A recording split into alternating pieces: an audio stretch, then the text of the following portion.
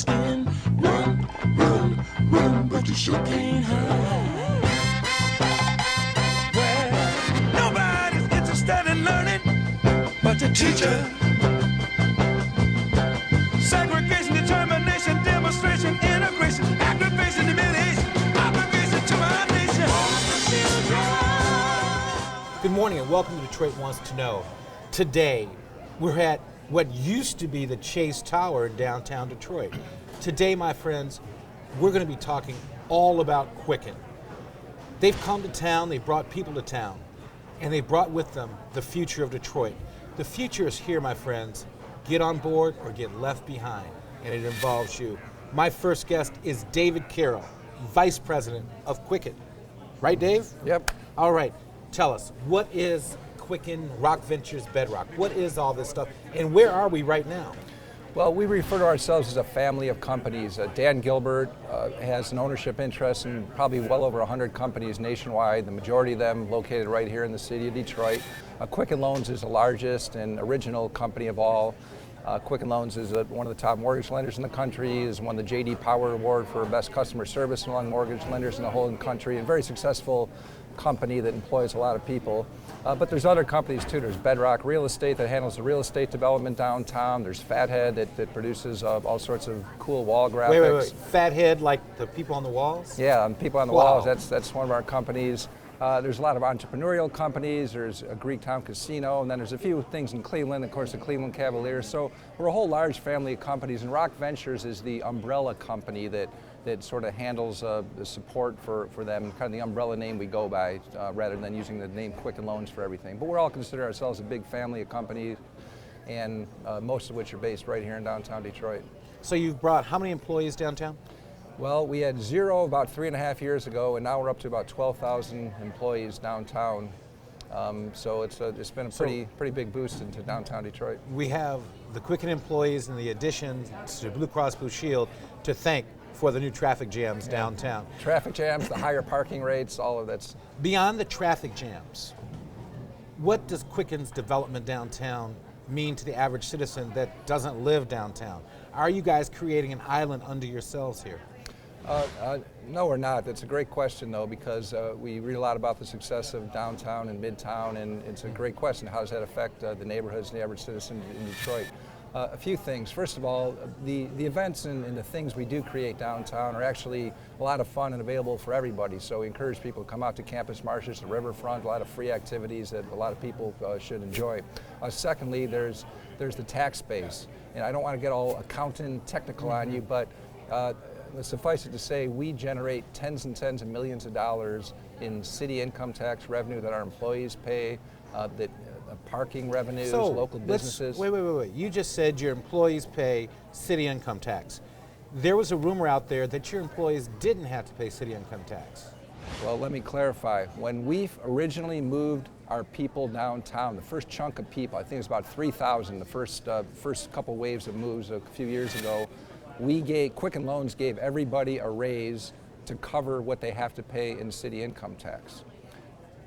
But they pay the city income tax. We gave them a raise to cover it, but they are paying it.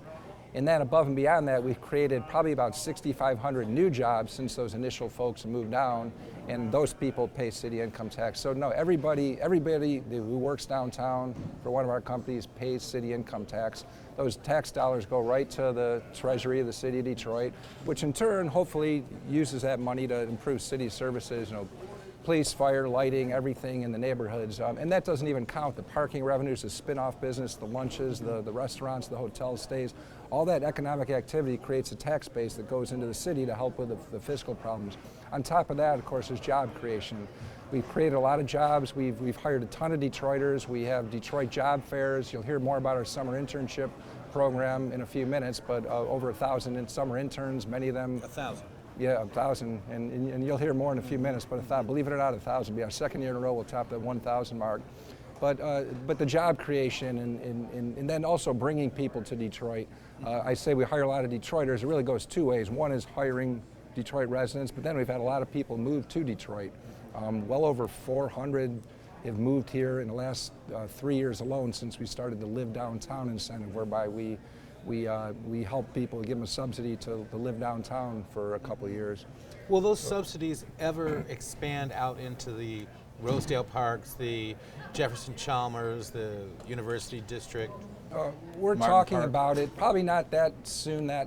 Nothing's on the drawing board that quickly. The idea is to add density and to sort of pick an area and make it dense. But there's been talk about expanding the barriers to the boundaries to a degree. One other area where we help is just community philanthropy and community involvement. We're involved in a lot of public-private partnerships. The M1 rail line, the purchase of the police and EMS vehicles. If you the fight against blight, which you'll hear about in a few minutes. And then just philanthropy. There's probably over 200, 250 organizations we've contributed to. And not just the arts institutions and the downtown events, but out in the neighborhoods. El Kivalon Village, Neighborhood Service Organization, Paquette Square for veterans. A lot of smaller organizations that are maybe not that popular, that aren't on the fundraising circuit, but that we've contributed to and gotten involved with, and a lot of volunteer hours. The exact number escapes me, but a lot of volunteering, a lot of community involvement as well. Dave, I'm excited. Okay. Now, when we come back, I'm going to hear from Mr. Kitai, your Director of Development, about what's going on downtown and what's on the horizon. All right? So, thanks for being with us. Ladies and gentlemen, when we come back, it's more with Quicken Loans. Did I say thank you for being a sponsor? Thank you for being the sponsor. Yeah, it's our pleasure. We'll be right back.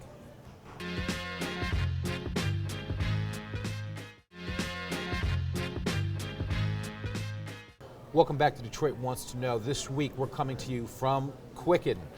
My guest this segment is Jim Kitai, the managing partner of Bedrock Development. Now, Jim, are you the guys that do everything downtown? Is it all Bedrock, or what is it? I'm going to say we're the guys that do everything real estate related downtown. So every building that's been acquired, every renovation that has happened, even where we're sitting right now, has all been done through Bedrock. This didn't look like this before. No, this was a very tired, non-functioning cafeteria that was part of the Chase Bank, JP Morgan Chase, originally NBD. And when we walked in here, we said, we're going to liven this place up. We're going to make it really be a place that people want to not only eat here, but be able to sit and work and talk and communicate and exchange ideas. So we created this environment, and it's worked. Jim, let's go through the easy part. You've got the Chrysler House down the street, which used to be the fabulous Dime building. What else have you acquired? We've acquired over 40 buildings so far, Steve. It's been in less than, or actually now it's just a little over 3 years that we've acquired those buildings. So as far as the major buildings go, it was the Chase building, it was the First National building, it was Dime, which has now been changed to Chrysler House, the Federal Reserve building, which is next to the Dime building. Now that's where the Detroit newspaper partnership is going in there, right? That's where that press release came out, yes. Yes, okay. Yes, they are taking about 85,000 square feet there. So all right. Very exciting, and that building will only have, believe it or not, one floor remaining at that point, about 9,000, 9,500 square feet left, as well as the first floor, which we've been holding out for retail. So all the buildings that we acquire, we always hold the first floor for retail because that's where we need to have that vibrancy and that foot traffic and that activity on the first floor. So it will always be retail. Let's get into a little bit harder part. Say, how do you keep things secret? It just, all of a sudden it just happens one day, but you've had to worked on them for a while. I mean, for example, the deal on 1001 Woodward, it just I didn't even mention that one It yet. just seemed to pop out of nowhere. So we do our best to try to keep things quiet until we're under contract and or closed so that we're ready to make the big boom announcement and create that energy and excitement around the latest acquisition. I guess the way we do it is we are usually working on multiple buildings at one time, so nobody really knows where we're at and what we're doing. And we try very hard to keep it under wraps as much as possible, and not because we don't want people to know, because it's not that big a deal, just because we think it comes off that much better to announce it as, you know, here's another building that's been acquired and this is what's happening with this building. Okay, So we're gonna go we hard, tried. then we're gonna go easy. Right. You've taken a lot of heat for a purchase you did in Capitol Park. Yes. All right, Tell me about that. Are you really the evil person throwing those people on the streets? So we are not at all, actually. Because I wanted to meet the devil Yeah. always. You know. It's not me. You're not Okay. getting to. So we bought that building in Capitol Park. It was occupied by multiple residents. I think we had 9 different residential units in there. First floor was always intended to be residential. So the city came by and did their inspection, and they said to us, this is not a safe building. You know, you really cannot have the people in here. You don't have the proper means of egress. You don't have the proper fire suppression. You know, if something were to happen here, it could be disastrous. So we literally just, for the safety of our tenants, because that comes first, we wrote the tenants a letter and said, you know, we're terribly sorry, but we need to do renovations that can't be done while you're sitting in the building or occupying the building. And, you know, here's some funds to try to help you to Okay, so you locate did somewhere help else. We did. And so we weren't evil at all. The people like to paint us out that we're here kicking people out. That's not the idea at all. The concept is we want to bring these buildings back to life and make them safe and make environments that are safe for people to live in and work in, play in, whatever it is that we're doing at that building. So I think Capitol Park's going to be a great environment. It's going to be hot. But you brought 14, there's something even hotter already. You brought, what, 12,000, 14,000 people downtown? And so you created this parking garage. Correct. The Z Garage, which The is Z. actually, I've never seen a parking garage change the face of downtown. Okay, that thing is so amazing. Does it change colors all night? It does, Or is it just so- me driving home strangely from Mitch's? So no, it does change color. We have a computerized chip that can change the colors of it based upon what's going on in the city that week, that day. So if it's St. Patrick's Day, it's going to go green. If it's a Red Wings game, we're going to turn it red. For the Tigers game, we're going to turn it the orange and blue. So not only does it do that, but the elevator, as it stops on each floor, it lights up that particular floor's color. So Okay. you will always see the elevator from the outside lighting up a different color. And then obviously, you know, we created something that just doesn't exist anywhere. The original art space. Right. And we've brought in 27 different artists from around the world to create. Each one was assigned a floor, and they were just said, you know, this floor's color is orange, this floor's color is blue, whatever it was, paint around that. And then each one went to town and created their artwork and their masterpieces. And we knew that we wanted something more than just your normal parking deck. Just Okay. create an experience for people. Speaking of that parking deck, I've got to go to break. I want you to confirm or deny a rumor. Yes. Okay. I heard that Baker's Keyboard Lounge is going to come down into the Z deck. So I'm not going to confirm that because Baker's Keyboard has been looking downtown. I really don't know where downtown they'll end up, and I certainly hope they do end up downtown because I think they belong here. And we're very excited about the possibility of them coming to a location, whether it's one of ours or any other landlord downtown. Okay. Jim, thank you very much for dispelling some meeting rumors. you. I'm glad you're not the devil because I hate shaking the devil's hand. Ladies and gentlemen, Thanks. we'll be right back. When we come back, we're going to talk about internships and employment with Quicken. Be right back.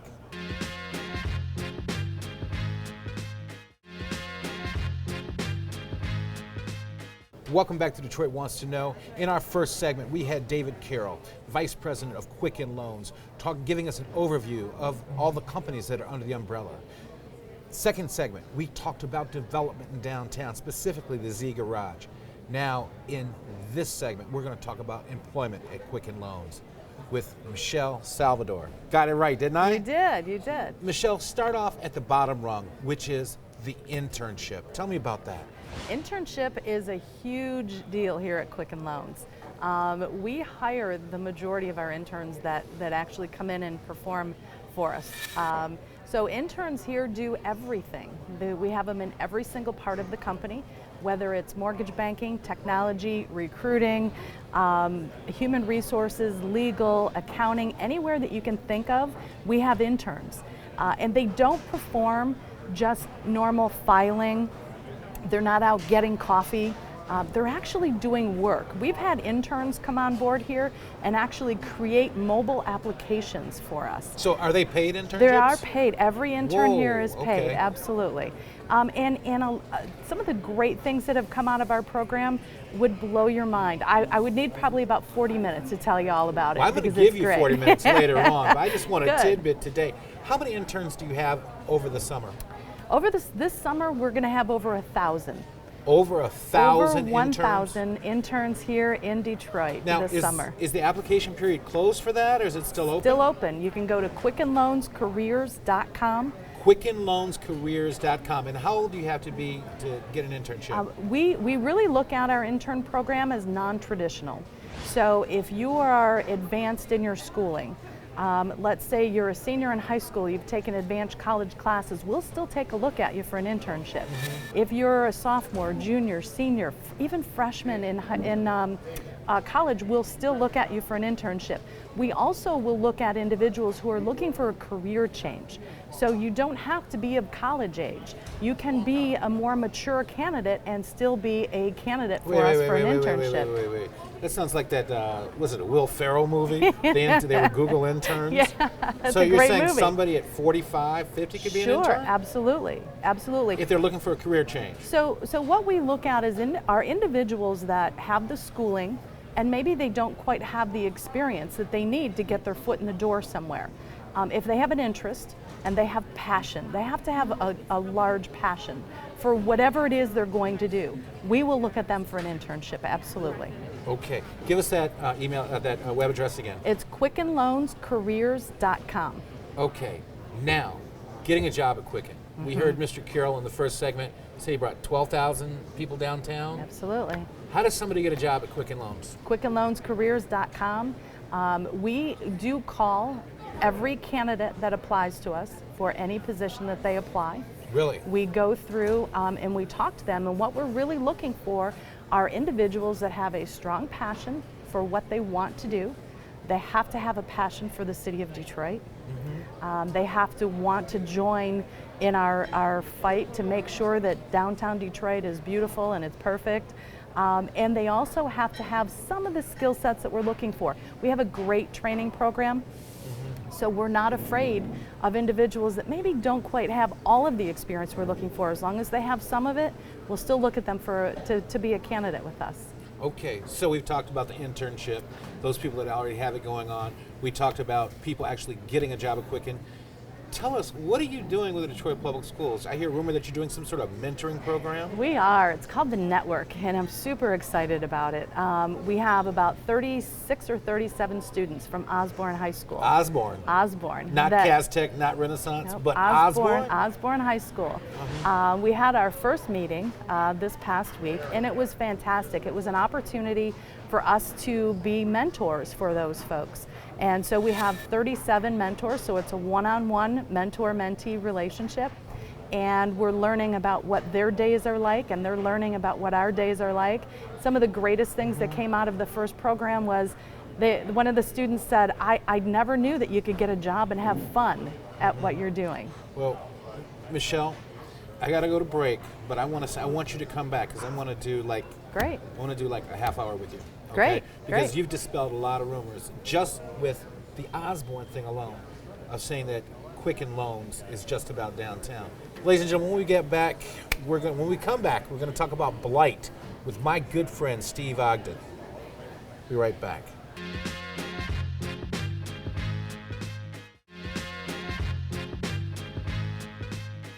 Welcome back to Detroit Wants to Know. This week we've been coming to you from Quicken Loans. We're going to end out the show with my good friend Steve Ogden, the Director of Corporate and Governmental Affairs for Rock Ventures. Sure, right. Okay, first of all, and you're handling the blight thing, right? Yes. Okay, how many structures are you going to tear down? Well, I don't think we have the final word on that yet. We did the data process, the Motor City mapping. We're scrubbing that data now. We're examining what the priorities are. We don't know if it's 80,000 structures, 30,000 structures? No, but Steve, you know, historically, for at least the last couple decades, people have been throwing around a number, and I think it's just been out of reaction, and 80 appears to be the comfortable number that people use. But we're not convinced. We don't know yet, so that's why we started the data project, is to say, let's have a credible source to understand and manage our issues, our challenges, to understand the breadth and the depth of the challenge. Now, what role does the Quicken umbrella of companies play in blight removal in Detroit? Are you guys leading it? Are you guys setting forth the contracts? Or are you just assisting in it? What is it? Yeah, so it's a good question. You know, here at Quicken, we get involved with a lot of what we would consider public-private initiatives. M1, you know, the police and fire vehicles, a lot of those things that are typically government responsibilities that we take a look at only because we know it's the right thing to do. And it's good for the city, it's good for the residents, and blight was another thing. And no, we're not leading it. There's a federal task force that's chaired by Dan Gilbert, Glenda Price, and Linda Smith. And the three of them form the Blight Removal Federal Task Force. Now, don't two of them work for Quicken? Or No, just Dan. Just Dan. Yeah, Okay. Linda Smith runs So then- CDC on the east side called Youth Snapback, and Right. Glenda Price is at the DPS Foundation. Okay, so you all are then just helping out. That's correct. Yeah, Okay. you know, what people have to remember is, or fail to remember is, when this came together in late September, we were in the midst of the rumors, the bankruptcy conversation. At the time, the incumbent mayor had decided not to run again. We hadn't had the general election yet, so there was no new leader. So we were operating in a vacuum of, let's just get this done and try to figure out how to do it right and hand over an implementation strategy to the mayor and the EM. And that's what we're going to do. In a few short weeks, we're going to hand over a strategy that calls for some implementation action, an action plan, if you will, to address blight. Speaking of the implementation plan, tearing down a house is a lot more complex than people think. It's not just knocking it down. Right. I mean, even when it comes to the basements, I hear it used to be that you could just crack the basement. Now you have to remove the basement. How much does it cost? What does it take to tear down a house? Just tell us. Whether it be 30,000 structures or 80,000 structures. So a typical residential prototype, a 3-bedroom brick bungalow on the east side, let's say it's $10,000. What $10,000 gets you is all the clearances and regulatory stuff that you have to go through, the physical act of knocking a structure down, hauling it to a landfill, the fees to dump it in a landfill, the grading and seeding of the lot when you're done with it, all of that.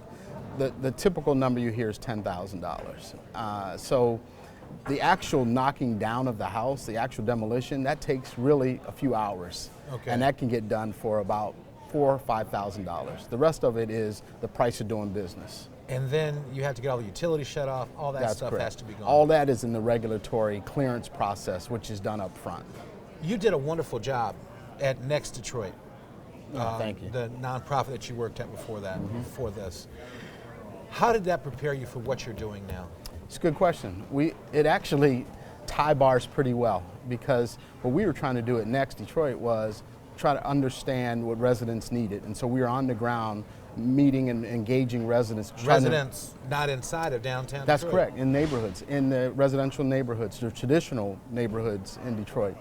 And that was about engaging them to understand what they needed for them to be able to take control of their own neighborhoods and make decisions about their own neighborhoods. Because we understood that nobody knows their neighborhood better than the resident that lives there, right?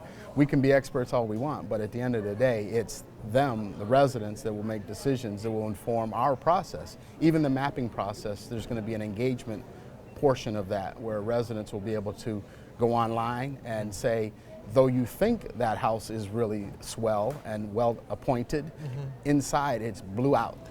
Okay. And vice versa. And those are things that we wouldn't know just by taking pictures. Okay. Well, Steve, I want to thank you for coming on. You've capped off a wonderful morning. You've dispelled the myth that Quicken is just about downtown Detroit. And you, being of the neighborhoods of Next Detroit, really just put a cap on it. Good. But Miss Salvador with Osborne, okay, I'm into that. All right, we got to go. Thanks for Great. coming. I My hope I pleasure. get to spend more time with you. Thanks, Good to Steve. see you. All right. And how about those Cavaliers? Ladies and gentlemen, you've been watching Detroit Wants to Know. We've been coming to you from Quicken Loans. The future's here. Embrace it or don't. It's your loss if you don't. Enjoy downtown Detroit and enjoy your neighborhood. Have a great week. Go green.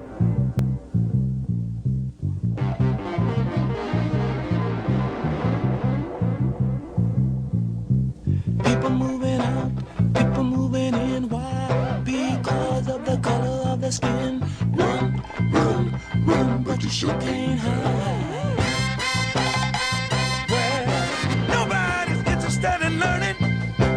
teacher.